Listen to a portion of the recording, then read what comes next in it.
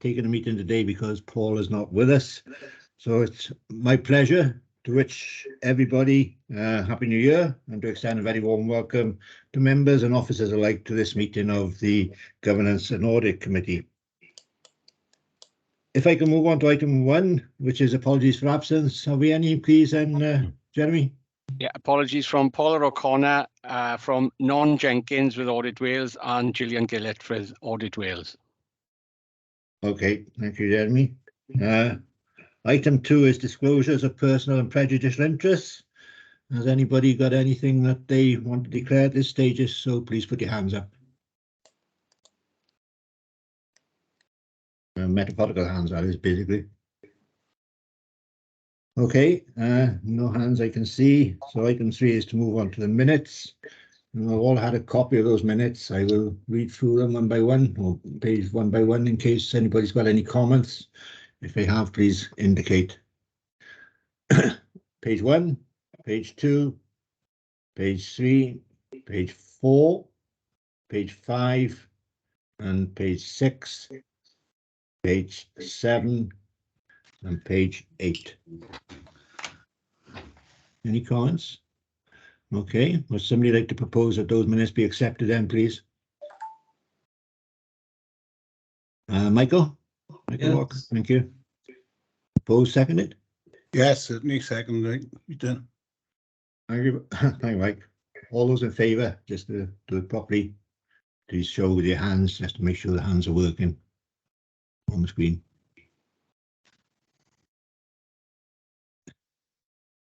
Okay, thanks. Let's move on to item 4 then, which is the annual complaints report. You all had a copy of this. Sarah, you're going to take us through this, please?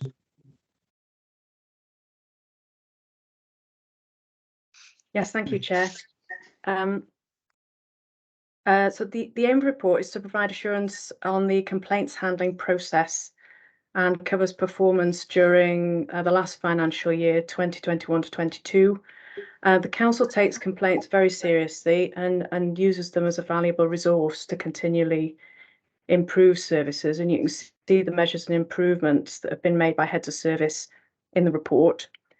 At section 2.1 of the report, you can see that the pandemic continued to impact services during 21-22, particularly the general increase in demand and complexity of cases across social care. And that was coupled with staff sickness as well across the social care sector.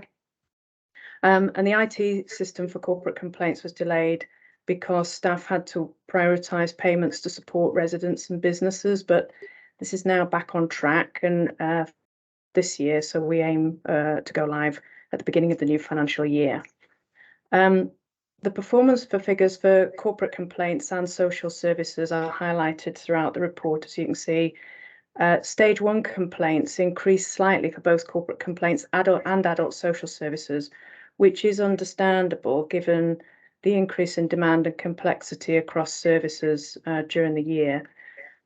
And stage 1 complaints for child and family services did decrease. Stage 2 complaints for social services, you'll see in the report, remained low and largely the same. And the vast majority of corporate complainants were satisfied with the stage 1 response that they received. So there was only 154 complaints that went forward to stage 2. 7 of the corporate complaints received were made through the medium of Welsh and related to Welsh language issues. And you'll see in the new part of the report is at section 3 and appendix A, which highlights the performance with regard to our policies. And I've shared the actual numbers with members of the committee just prior to the meeting, so you'll have that on your email, so you can see the actual numbers. The chair did ask me to share that with you, and just so that you can see them, and actually, because for some of them the numbers are relatively low. For section 3 as well, what you can see is the management action that's been taken on. So, as I said earlier in the report, learning from complaints, we take complaints very seriously. We learn from them, and we put new measures in place. So, some of the areas, obviously, the new IT system will help improve the manual process, which we've got on stage 1 corporate complaints at the moment. but also new measures in social services that mitigate the risk of delays. So monitoring themes as well as cross-cutting departmental meetings and also an actions tracker within social services. And finally, just to conclude, so the council spent less on complaints investigations during 2021, but you can see that the financial redress figure is increased, but this is largely just due to one particular case in that year.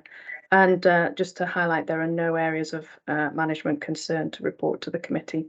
Happy to take questions, Chair. Thank you. So, do you want to take us through some of the KPIs at all?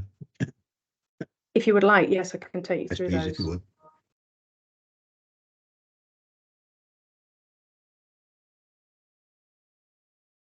Okay, so Sorry. on the so stage 1 corporate complaints responded to within 10 clear working days. So we had 1,274, and there were 69% of those were responded to in 10 clear working days. That was 879. And there was capacity issues during the year within the team. We had several members of the team off. So that did impact on some of those timescales. That was stage 1 for corporate complaints. Sorry, Sarah, do we have any targets in terms of these at this point in time? No, not at the moment, because this is the first year of the KPIs. So what we wanted to do was to see how they benchmarked and how performance was monitored. So this is the first year of them, and then introduce some targets. So when I next come back to the committee with the partial year update, we'll be suggesting some targets for the committee to look at and agree. Okay. Obviously, there's a number of KPIs. I think what I will do now, if I may, Sarah, is say thank you very much for that presentation, and I'll ask members if they got meetings. I see Gordon, you would like to ask a question? Yes, thank you, Chair. Am I on mute or can you hear me? No, we can hear you fine. Okay. Thank you, Sarah, for a comprehensive report, and particularly encouraged to see that the difference between a complaint and a request for service has been made quite clear. On point 243, though, where you talk about the change from year to year, can I suggest that maybe a tabular form would be more useful for members here to see the change? It's difficult to jump back and forth when we're talking about percentages, and there are no tables in the KPIs. So perhaps somewhere we could have a bar chart with changes from year to year to allow us to track performance. Okay, thank you, Gordon. Sarah? Yes, absolutely no problem. I can do that for future reports. Thank you. Okay, thank you. Julie, you have a question? Thank you, Chair. Good afternoon, Sarah. In paragraphs 221 and 241, you explain that complaints may span several service areas and that social services complaints have variable response times. So could you give this committee some assurance that the new IT system will be able to cope with both of these? Yes, because with the new IT system, when a complaint is issued out, it can go to multiple officers, and the timescale will be the same across all those different services. So that should, in effect, that should help the process, whereas at the minute it's a very manual process. So. Okay, thanks. And second question, you mentioned management actions in section 3 of the report, and I note that Adult Services has a monthly quality and performance meeting at which complaints are reviewed, but I'm not so clear on what happens in Child and Family and throughout the wider council. So could you give the committee some assurance that there is regular and timely monitoring of complaints and the actions taken to remedy them, please? It does vary with different services depending on the nature of the complaints, and I can come back and provide more detail across the different services for future reports if that's helpful. But from my knowledge, a lot of complaints are often discussed at the monthly departmental and directorate PFM DMT meetings, which are their sort of directorate meetings, which look at finance and performance. So a lot of them are discussed there.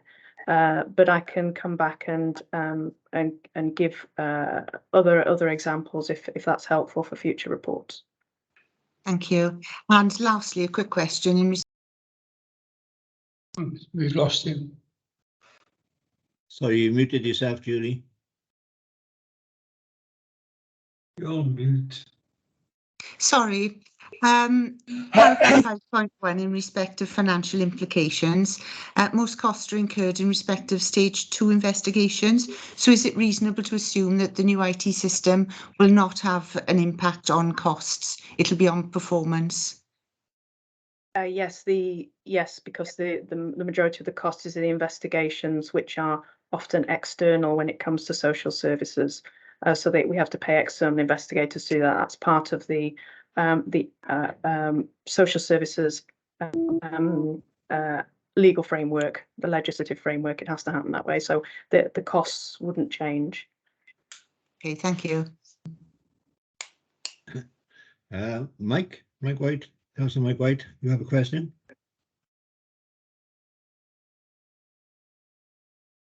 You're muted, Mike. Yeah. Can I just say though, what we will got to be very wary of is that some of the frontline services, which are probably there for the needs of the public, these obviously would probably generate a majority of the sort of complaints, which are obviously might be perhaps out of the control of the department. Like, for instance, you could have issues. Give an example in waste management, they might have an issue with perhaps vehicle breakdowns and things like that, But this is, I think, that we got to understand as well that some of the frontline services would receive more complaints than other general services, but they are probably underlying areas which are probably beyond the council's control as well. Thank you, Chair. Mike, you want to say anything to that, Sarah, or are you happy with that? Yes, I think that point is absolutely right, that especially when you're looking at areas like that, and when you have particular events. So if there is, for example, a lot of ice or flooding, snow, then there'll be a large volume of residents will be wanting to contact the council. Not all will be able to get through because everybody will be contacting at once, so they won't be generating complaints, but that is understandable. So I think that there are times when it is understandable because of the nature of the weather or a season, yeah, or a breakdown, yeah. Okay, thank you. I think just to say, for the benefit of the membership of the committee, and certainly both the social services scrutiny panels will look very closely at the social services complaints, and the full complaints report goes to the scrutiny steering committee as well, I think, Sarah, on a regular basis, on an annual basis. So complaints are looked at very closely. Thank you for the report. Thank you for coming along. Obviously, if you want to leave now because you've got other things to do, you're very welcome, but you're very welcome also to stay if that's what we'd like to do. Thank you, Sarah. Thank you, Chair. Thank you, Chair. Okay, in that case, I will move on to item 5, which is the accounts receivable. I'm not quite sure who will take us through this. Is it going to be Rachel or Michelle? It's going to be Michelle today, Chair. Pardon? It's going to be Michelle today. Okay. Over to you then, Michelle. Thank you, Chair. Good afternoon, everybody. I'll be as quick as possible and assume everybody has read the report. This is just a summary report following on from our previous report in the June Audit Committee that we reported back to. We are operating in very challenging times currently in terms of debt recovery, both because of the wider economic climate and also with the amount of work that we've got impacting AR within the council itself, such as the Oracle project, and we've had a couple of staffing vacancies as well on the team which have impacted. Nevertheless, we are continuing to make progress, and the report outlines some of the main points and the key points within that progress. I'll just highlight a couple of the main points in the report if I can. We are continuing with debt recovery activities meetings. Those are meetings in conjunction with our legal debt recovery team. We are also having meetings within our section as well. The debt recovery activity meetings are the accounts receivable meetings, and we have separate legal debt recovery liaison meetings as well. So we have both types of meetings. Within those meetings, the outstanding debts are prioritised. We devise our strategies and set our work plans from those meetings. In terms of the key statistics for the debt, it's that's itemised on page 23 of the report pack and going on to page 24. What I've put there is a comparison. So we reported these figures in the June 2022 report, and I've given a snapshot of the November 2022 position. So that gives you some comparative values. They are both snapshots in time, but it gives you an idea of where we're going in terms of our outstanding debt. So what you can see there, the totals are divided up into 3 aged categories. Obviously, the over 365 days category is of most importance, and you can see that that has gone up a little bit, but actually that's because we've got a write-off report that's been approved, and that was due to be written off. So that those have been done in the December month and aren't reflected in this November figure. But you can also see that the total due on the system has gone down significantly as well. So as a proportion, you know, and if you look at that figure of over 1 year, it hasn't changed a huge amount within that span of time. What we can report on is where we are seeing some additional progress is the other 2 categories. So we've got the middle category there of everything that's over 2 months old and less than 1 year old. And we've got a significant reduction in the amount of debt within that period. And then we've seen an increase in the debt within the period up to 1 month. But that is a good thing, because those that's young debt that is just raised on the system. So those will be collected in due course. So overall, that's considered to be good progress there.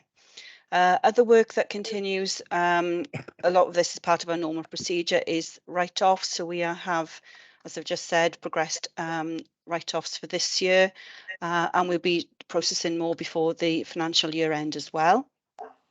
And those obviously will impact particularly that over 365 day debt category, because those debts are primarily old. We are continuing with our referrals to legal, so that's vetting the outstanding debts that are sitting on the system. In the intervening period from June to November, we've referred 78 invoices for a total of £61,000. We've carried out some service department liaison and made some changes. One of the main things we've been promoting is to try and tackle debt from the point of creation. So making sure that invoices have the correct purchase order numbers on them. That helps to get those debts paid in businesses and organisations that operate purchase order numbers.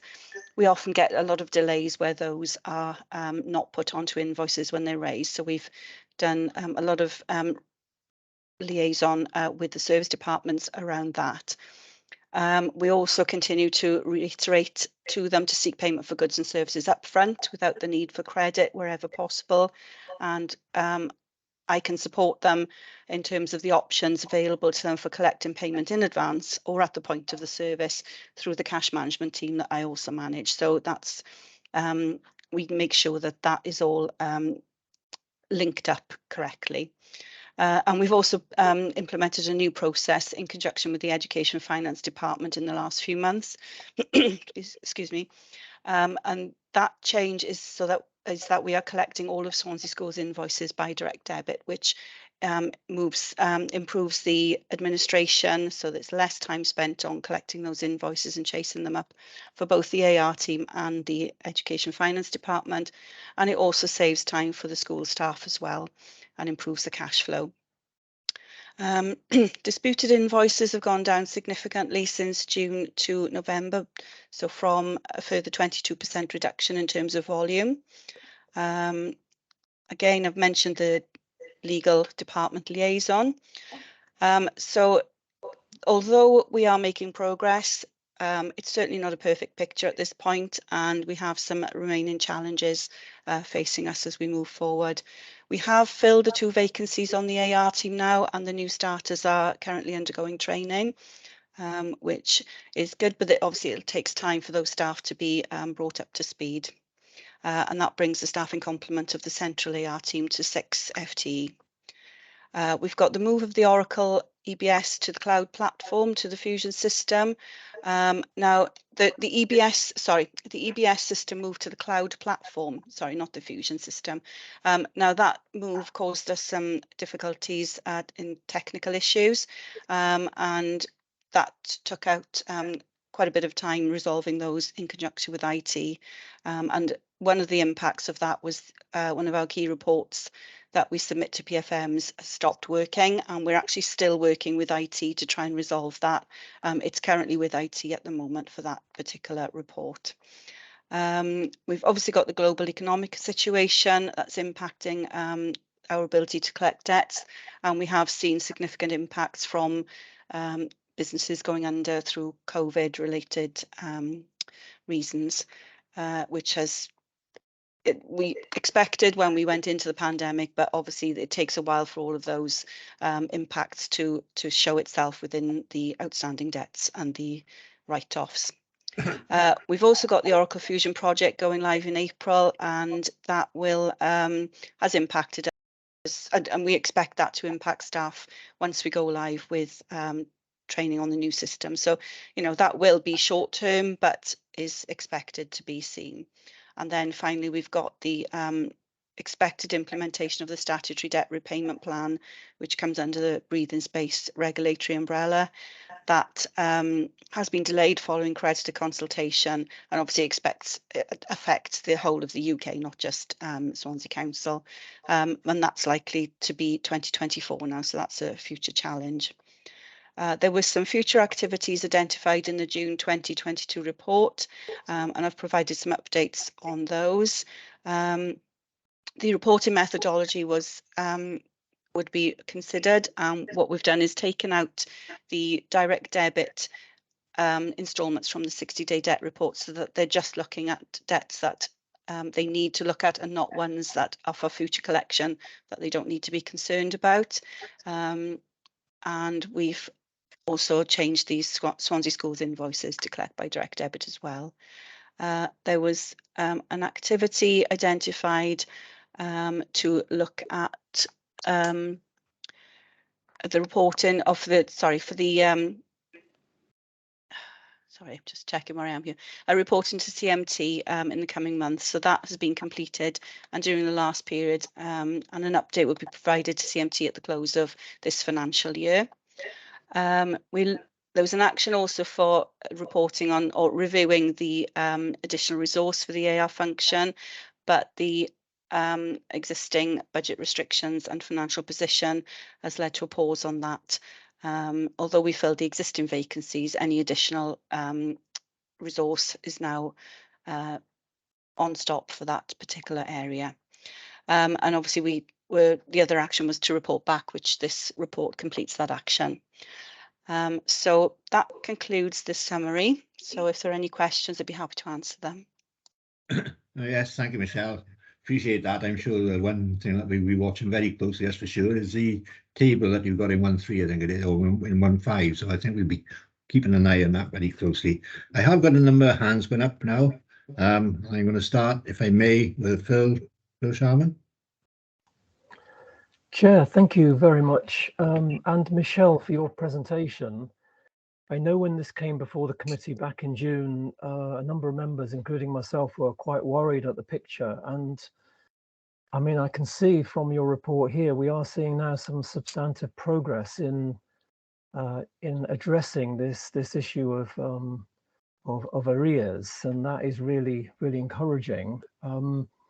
As Councillor Hood-Williams has indicated, the table is something which I think we should be focusing on. So that's on page 24 of members' reports at the top there.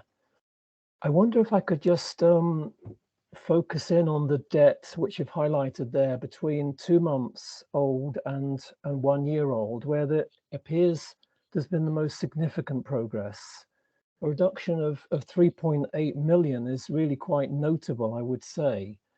I just wonder whether you can tell us whether that is due to a collection of the old debt or a write-off of that debt in that period, or those changes that you proposed where there would be an exclusion of any debt that's being recovered through direct debits. Can you just update us on that? Thank you. Yeah, just to address the final point that you made, this figure includes everything on the system. So the point about the direct debits is just on the report that goes to PFM.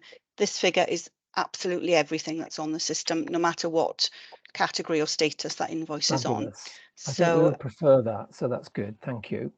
Yeah, in terms of the reasons for that reduction, I think there are a number. There are we keep up to date with our write-offs. We submit reports twice a year to the Director of Finance for approval for debts under £10,000 in value. And obviously by the time that they get onto that report for write-off, we've exhausted all avenues of recovery, and we are very diligent in making sure that we've done as much as possible for those debts.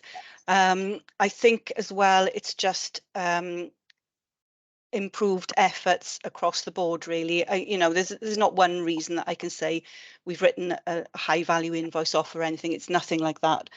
We haven't written high value invoices off. These are lots and lots of smaller value ones, and it's just efforts across the board in terms of liaison with service departments, our processes within the AR team, and also the liaison with legal as well, that making sure that everything is flowing through and not left static on the system, because it just becomes stagnant.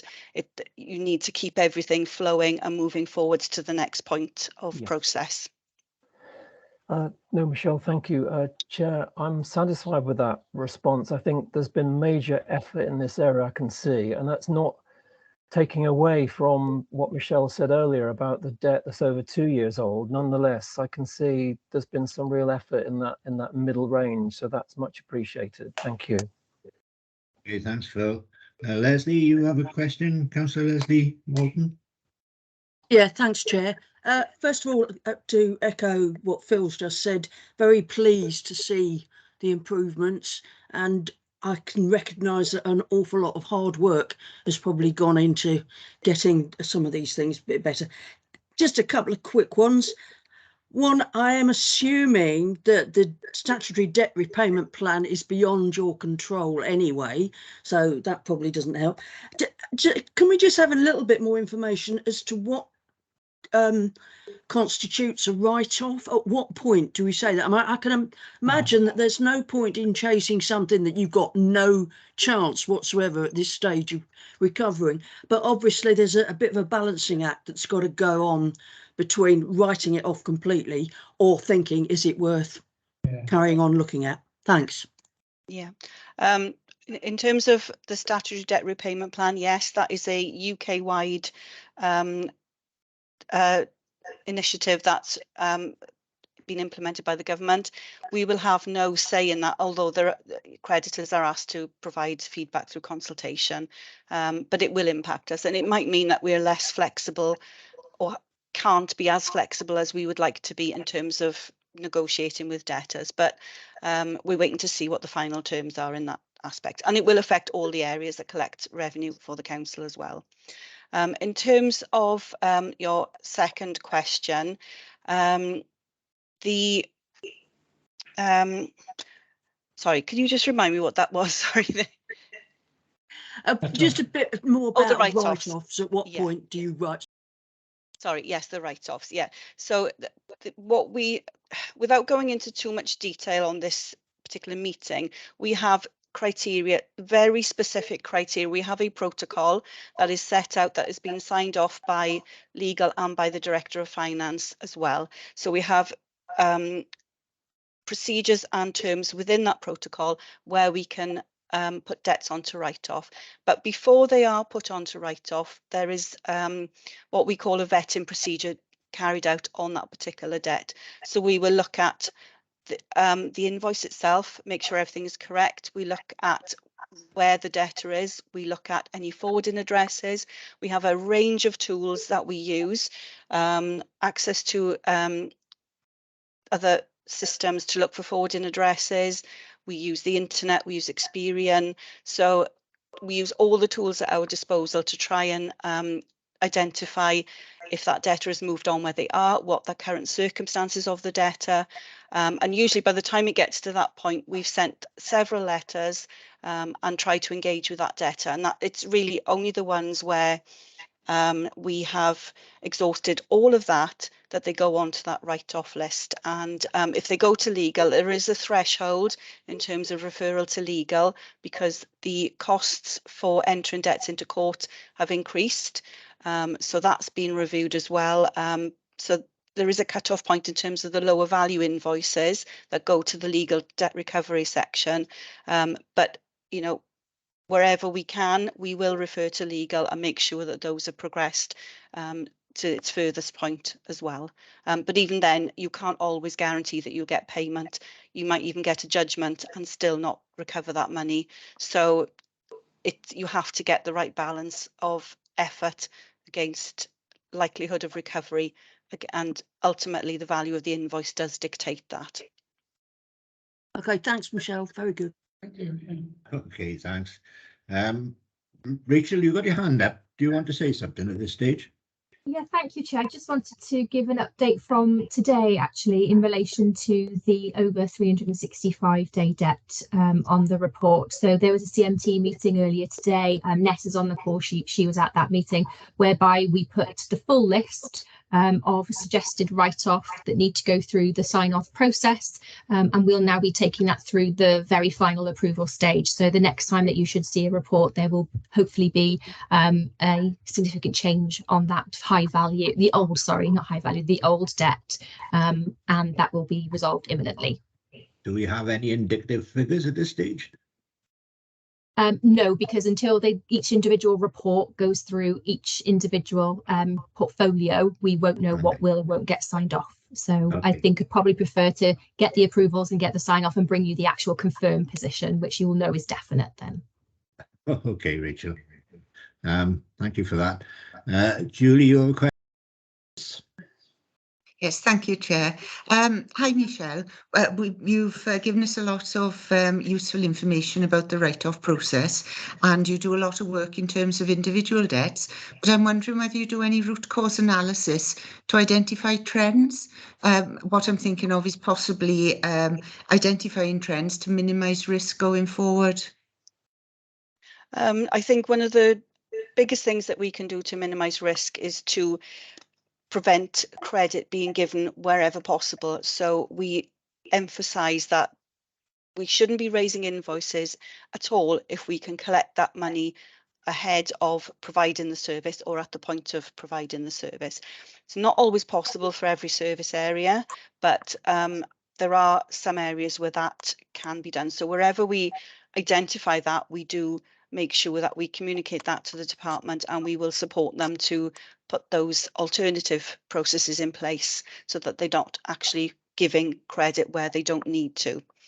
In terms of other areas, I mean, the root cause analysis depends on the service area itself, and there are different circumstances, if you like, for each area. So, and the types of customers that you will have for a particular area will vary quite a lot as well. But ultimately, it's about making sure that you're only giving credit where you need to, making sure you raise the invoice as early as possible and that is accurate, and then following up on those debts once the system produced letters have finished being issued, because at that point, then we've had no engagement after an invoice and 2 letters. We need to chase up manually. So it will depend, really, is the answer on the root cause. But obviously that bit, once we've sent the system letters out and then the manual chasing, that requires effort from staff, and that's really where we could do with more people to do that, and make sure that we are getting that money in faster. And what actions do you have at your disposal to reinforce the message of not giving credit? Are you able to recover income back from the service departments? Once it's been approved, if there's an unpaid debt and it's approved for write-off, it's then closed on the system, and at that point the ledger code is debited, so the revenue line is debited. But until when an invoice is raised, if I take that process back a step, when the invoice is raised on the AR system, the service department's revenue code is credited, so they have the income for that invoice straight away. It's not debited again unless the invoice is either cancelled or written off. So we have to have the approvals for the write-offs for us to debit that service department code, because otherwise they don't see the impact of that until that point. So does that answer the question for you? Or Yes, it does. Thank you. Okay. And I've also got a third point, if that's okay, Chair. In Appendix A, the IIA screening form, you've identified a positive impact on poverty and social inclusion. And I was just wondering if you could explain that scoring, please. That was really the fact that we have a flexible policy in terms of negotiation. We work with all of our customers. We try and put in as much liaison as possible with our customers, and as long as we've got that contact from them, then we will be flexible and work with them. But we make sure that we take their circumstances into account as well. So, and if there is a poverty issue, then we will do everything that we can to work with them within those lines. Okay, thank you. Okay, thank you, Julie. You've been very patient, Gordon. Would you like to come in? Yes, thank you, Chair. And Michelle, thank you for that comprehensive report. And it's encouraging to see the medium-term debt falling so quickly. Two things I'd like to refer to. On point 15C, where you talk of write-offs, and 15F on disputed invoices, it's very difficult for me to judge whether this is material or not, because we don't have an aggregated value of write-offs and disputed invoices. Could you in future just put some totals in there for us? Yes, if you'd like the total value as well as the volume. Yes, that would tell me then whether I think it's a material issue or not. You know, I mean, if they're all £3 or £4 each, it doesn't really concern me that much, but this doesn't give me any feel at all for the size of it. Okay. In terms of volumes of invoices, I can actually confirm that we raise about 20,000 invoices per year on the AR system. So that number of invoices that are disputed is very low in comparison to that overall volume. In terms of the value, an invoice can be anything from £20 right up to £500,000 or maybe more. So if any of those invoices go on dispute, the value could be any number. It depends on what invoice is picked, and if it's disputed, it could be anything.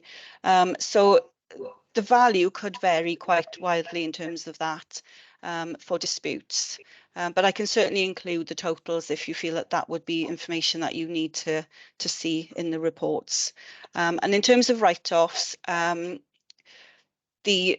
can give you those totals as well, and we reconcile all of the write-offs every year, so we've got all of those figures to hand if needs be. But it is actually a small percentage of the overall debt that's raised, because it's in excess of £50 million a year raised on the system, and it is a fraction of that, a small fraction of it. Okay, thank you. Okay, and finally, the last hand I've got up is Mike White. So, Councillor Mike White, would you like to come in? Yes, thank you, Chair. Yes, thanks, Michelle. Yeah, in regards to debt recovery activities, point A, it says obviously in the report that reviews are carried out every 6 months regards to the obviously oldest debts and highest value debts. And obviously in point G, I'm thinking that with the addition of 2 extra staff within the team, is it possible that plus within point G, you say that you meet quarterly then with legal? Is there any scope that perhaps the debt recovery meetings could be then be brought forward to us quarterly so it ties in with legal? The debt recovery activities meetings are just on the AR team and they're held every month. The legal liaison meeting is quarterly, and that's just to discuss any particular issues that we might have with a particular debtor or invoice, and just to monitor the overall stats on the referrals. We had previously had monthly meetings with legal in the past, but that has been quite more onerous, and with current schedules it's difficult to fit those meetings in. In terms of the recovery, we do cover all bases as well, and we use those meetings to set strategies. Your other point as well was the staffing level. That the additional staff, they're not additional, they were posts that have always been within the AR team. They were just vacant. We've had some staff leave, so those being filled just brings it to its normal complement of staff rather than additional resource given to us. So it's just been challenging while those while those posts were vacant. Okay, thank you, Michelle. I've now got another one hand up. So, Councillor Jeff Jones, would you like to come in? Yeah, thanks, Chair. Sorry to add this last question. It's just to clarify in my mind. Thanks, Michelle. You know, on the team, I think you did a marvellous job considering you've been short-staffed as well. You certainly moved a mountain in this important area. It was really with regards to the service department. It's perhaps disappointing to see that perhaps some people are still not raising purchase orders.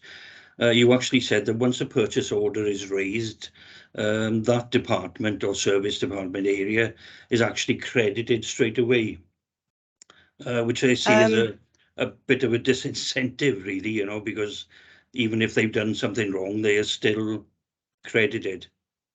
Okay, those are different processes. So the credit that goes to the service department, that happens when they raise the invoice and is a movement on our ledger. So so the debt is carried in the AR section, but the service department gets the credit when they raise the invoice. So that's at the point when they raise it.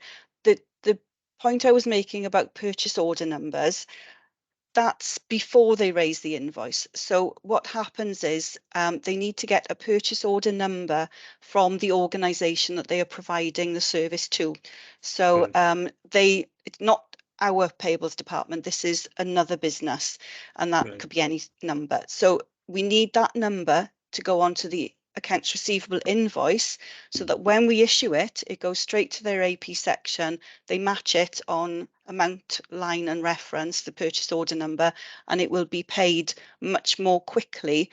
And many big businesses these days operating no purchase order, no pay policy. So if it's not on the invoice, it just gets returned to us and they don't pay it. And that causes us no end of delays. And it's a problem. We reiterate the message continuously every year, but it's something that still needs to be reiterated because it's not put on the invoice at the point of raising it, and we can't add it once the invoice has been raised. So it's a particular problem, but it slows down that whole payment process for us and it slows down the cash flow ultimately. Okay, so can the service department actually do anything to improve the system? Is the problem actually, does it lay with them or with the Yeah. It does lay with them. It does. Okay. It's the person. An invoice journey starts not at the point when it's raised on AR, at the point when that service department decides to give credit to a customer. It's at that point the debt is incurred. So it's at that point, once they've had that liaison with that customer, whether it's an individual or a business, they need to ask themselves, is this a business or an organisation? Do I need a purchase order number, which is effectively a promise to pay? And if so, you need to get that from them before you provide it. It's what I would do if I was ordering goods and services for Swansea Council. I would provide the supplier with a purchase order number raised on our payable system. So it's just the reverse of that. But we need that to happen. Yeah. So we perhaps need to do some work with the service departments to get them to improve their process. And okay, thanks. Yeah. Okay.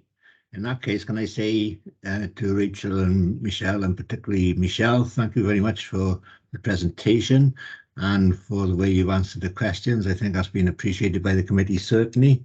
Before I finally close this item on the agenda, you will note that on page 1 of it, on page 22, in that sense, there is a recommendation there which says that the Governance and Audit Committee notes that officers will continue to report to CMT on a quarterly basis as a further update on the debt position across the authority. We do need to vote on that. So I'm asking members now if they would care to support that. If they do, please show by putting your electronic hands up. The electronic hand. Seeing them going up quietly.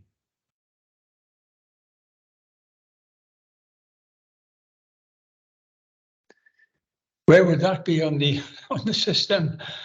Sorry, if you're having trouble, just say. Yeah, that's all in favour there, Chair. So that's carried. So. Thank you. Okay, thank you, Jeremy. And thank you once again, Michelle and Rachel. On that point, I'll move on to item 6, which is a report on the Audit Wales Times for Change, Poverty in Wales report recommendation. Obviously, quite a lengthy report in this sense. I assume, Lee, you're going to take us through this in particular Appendix A, I guess, to start off with. And at this point in time, and I know the leader's in, I don't know if he wants to say anything to this. If he does, then Rob, no, if you would like to, please indicate. If not, I'll let Lee take us straight through this into this report. Chair, if it's okay with you, I'll hand over to Lee to go straight into the report. Okay, thank you, Leader. Over to you then, Lee. Thank you, Chair, and thank you, everybody. Good afternoon. My name's Lee Campbell-Lee. I'm the Principal Officer for Tackling Poverty Service, and thank you for having me here today. I'm here to present this report about the Audit Wales review that was undertaken. This was back in November. It includes the expectation that each council considers the findings of this review, and that its Governance and Audit Committee receives this report and will monitor the council's response to its recommendations. So that's why I'm here today. The report in item 6, as the chair has indicated, summarises both the context and the content of the Audit Wales report, including the 8 recommendations for action by Welsh Government and local authorities across Wales. And a copy of the report is included in Appendix B. But as you say, Chair, in Appendix A, I've included a breakdown of our response against each of the 8 recommendations. This includes highlighting some of the examples within the report of good practice in Swansea Council, which is referenced throughout by the review conducted by Audit Wales. At the end of Appendix A is a table reflecting the recommendations and actions. But I'm happy to talk quickly through the 8 recommendations, if that would be a benefit, Chair. I'm happy to do that. I think members would appreciate that, Lee, if you would, please. Yeah, of course, absolutely. So very quickly, so recommendation 1 is about the need for a national strategy and targets around poverty. And while this recommendation is targeted at Welsh Government, we believe that the Council has a role to play and is in a strong position to be a part of developing national strategies and policies. So our aim is to get involved in this work, engaging directly with Welsh Government on opportunities to influence the strategic direction. This will start with looking at a national child poverty strategy in the next month or so. Recommendation 2 is about the need for a comprehensive focus by councils on tackling poverty. And in the report, Swansea Council is recognised for our tackling poverty framework, which puts us in a strong position to the refresh of our tackling poverty strategy, which is about to start. We'll be working with partners and networks, including the Swansea Poverty Truth Commission, which was launched in last year and is the first of its kind in Wales. And this will help us to develop a performance framework specifically around poverty, supported by robust data and monitoring so that we can demonstrate the impact being made by our efforts. Recommendation 3 is about leadership in tackling poverty at a local level. And again, Swansea Council is in a good place compared with other local authorities, as we have dedicated roles focused on tackling poverty as part of our framework, including cabinet member and senior officer leads. So we believe this is an opportunity for us to build on this position and promote our leadership as part of our work to refresh the tackling poverty strategy. Recommendation 4 is about improving the way grant-funded programmes are administered so that councils can effectively maximise the impact of these funds in our local areas. The heavy reliance on grant funding in this area means that Welsh Government have an important role to play to get these processes, the guidance, the criteria to be as effective as possible. So it is interesting to note that we're one of the few councils in Wales that has data and can report on how Welsh Government grant funds are committed to tackling poverty. But the report does demonstrate that it's very difficult to demonstrate the totality of investment in tackling poverty across various funding streams. Recommendation 5 is about doing more work with people who have lived experience of poverty so that we can design and deliver services that are inclusive and meet their needs. Again, Swansea's in a good place with the Poverty Truth Commission, but there is definitely more work to be done to improve our understanding of these experiences and to get more people involved in co-production and decision making. We'll be starting this with the refresh of the strategy, as I've mentioned, but I see this being an ongoing element of our work going forward. Recommendation 6 says that councils should create a single web page for people seeking help with tackling poverty. Shortly before the report was published, actually, Swansea Council launched its own web landing page in September. We've had over 124,000 page views since then, and the site includes links to council services and external websites and advice relating to the cost of living situation. So we're in a good place there. Recommendation 7 is focused on improving the way people in poverty apply for help and information. So we're making it easier for people to enter and navigate services. The report looks at this in 2 ways, data and collaborative processes. Again, there's good evidence of the work that the council is doing, cited in terms of our collaborative working, as well as the development of a corporate debt recovery policy, which is currently in progress. So this is an opportunity for us to explore this theme in more detail with people with lived experiences as we progress with the strategy refresh. And then finally, recommendation 8 is about socio-economic duty. And again, Swansea is referenced in the report as evidence of good practice with our integrated impact assessment process. The report does highlight the need for robust quality data to inform policy development. So we have an opportunity to work with partners such as Data Cymru, who recently launched their new online poverty dashboard. So it's really useful, I think, to reflect that this needs to include qualitative data as well as quantitative statistics, because it's so important in this area, particularly that we need the stories of people with lived experience of poverty to complement our statistics.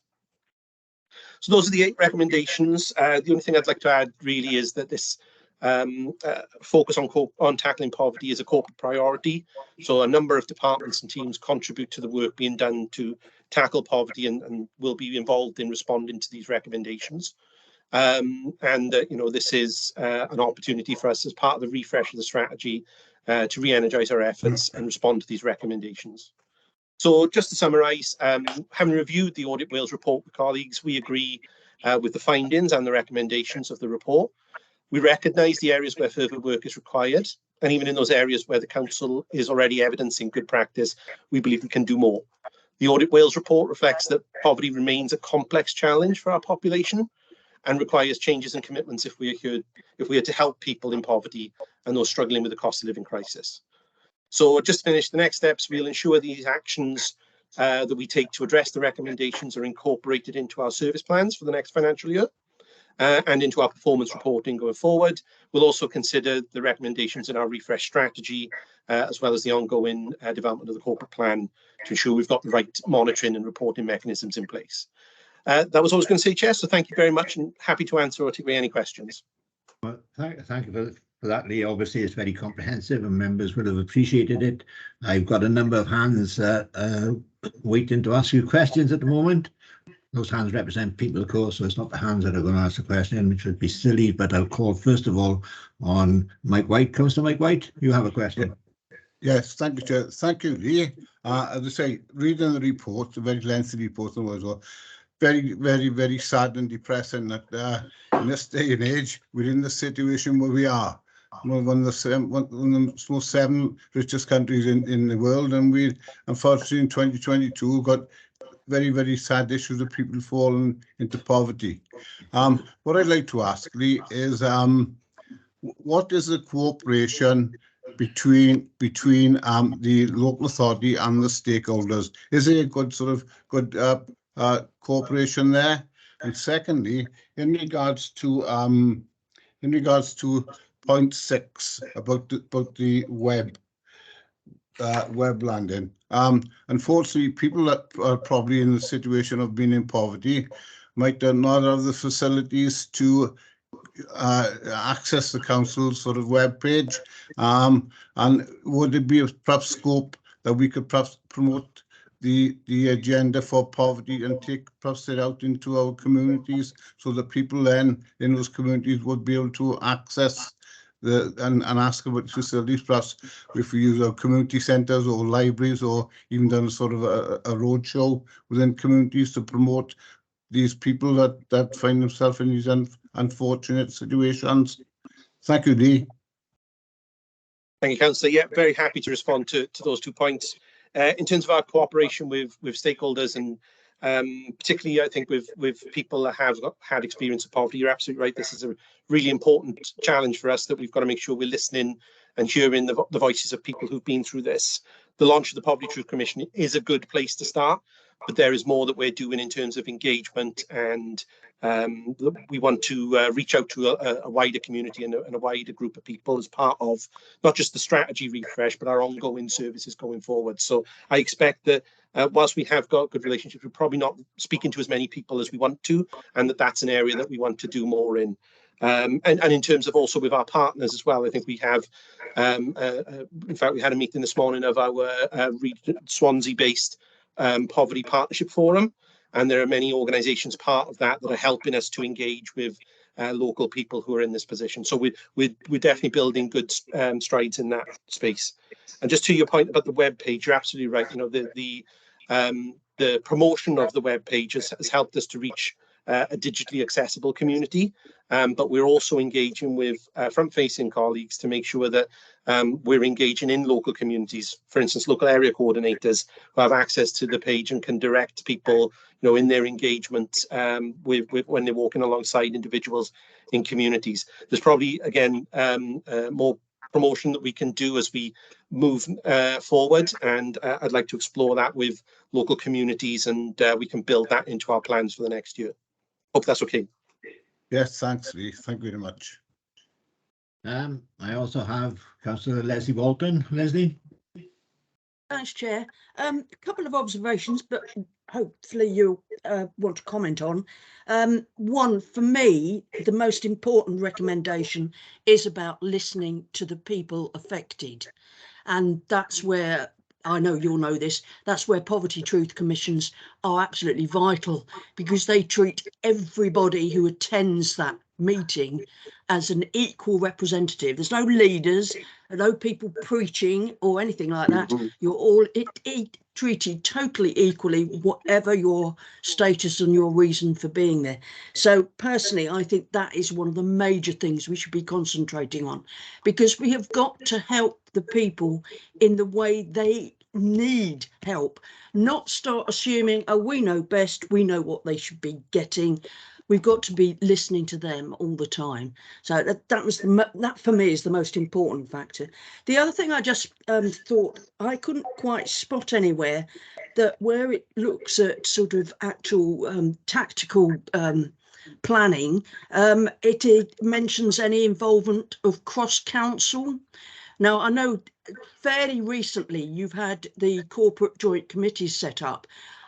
I'm now on the actual subcommittee, the audit subcommittee, but it's in very much in early stages. But that again would seem to me a way forward, because one of the points being made is the different approaches of different councils. Well, if we can work together far more with different councils, then one, you're getting rid of duplication. Two, hopefully you're all singing from the same hymn sheet. And three, it means it's far more effective and efficient. Yeah. Thank you. Thank you, Councillor. And if I could comment just quickly on that last point particularly, I think you're absolutely right. Working with other councils and other organisations that are in this space is a very important part of taking it forward. I think the Audit Wales report gives us the opportunity to explore where evidence of good practice is happening elsewhere, and we can work with those partners and those colleagues to try and explore those ideas and try to bring some of that thinking into our way forward as well. So I very much see that being a key part of my role as we go forward to link in, liaise with those networks and forums to keep that relationship going.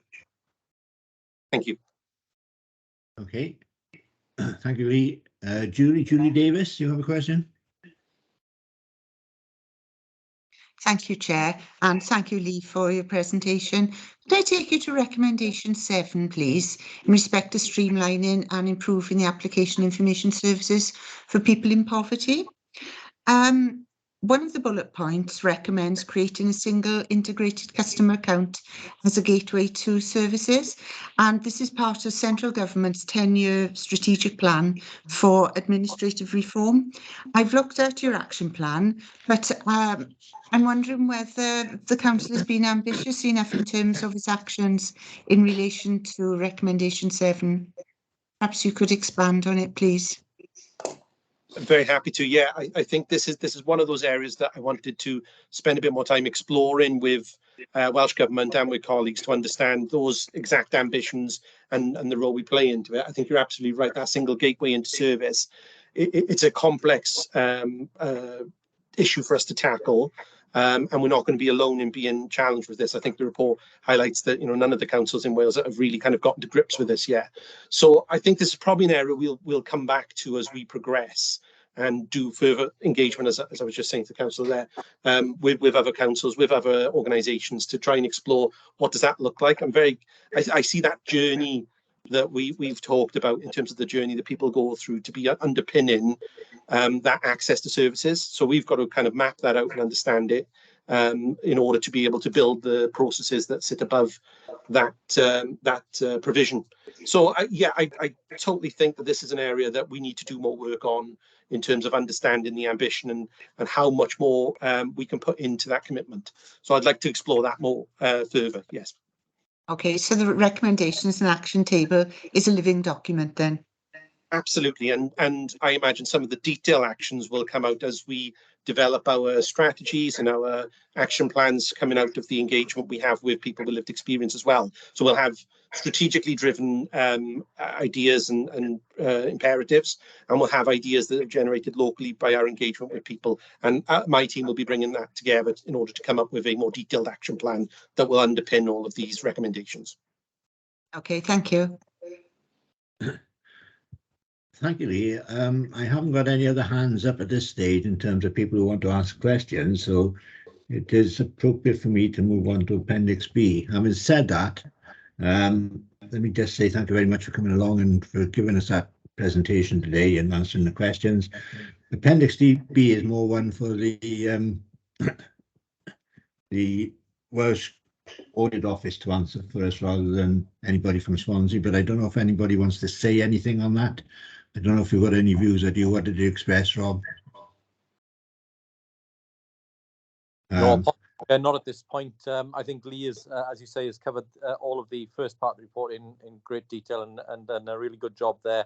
I think, as you quite rightly say, it's now for the Wales Audit Office to speak to the rest of the report.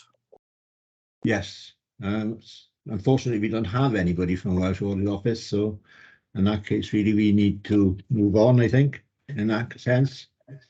And that is, I'll close down item 6 and say, once again, thank you to Lee for his presentation. Move on to item 7, which is the Governance and Audit Committee Action Tracker Report. I don't know if any of the members haven't had a look at that or got any questions that they will want to raise at this stage or want something that we need to take back. I can't see anything being suggested there. And if I move on to item 8, which is the work plan, you've got that in front of you. You've been seeing it. It hasn't changed dramatically. I don't think Jeremy has it in recently. The only change is going to be the statement of accounts, draft statement of accounts coming in February. At this moment in time, we'll see how that progresses. Okay. In that case, unless anybody's got any other questions, brings us to the end of the agenda for this meeting. And I'd like to say thank you very much for your attendance and participation. And as I said earlier, I wish you again Happy New Year to everybody. Thank you very much. Thank you, Chair. Thank you, Chair. Thank you. Thank you, Chair. Thank you, Chair. Good Lovely. night. Everybody.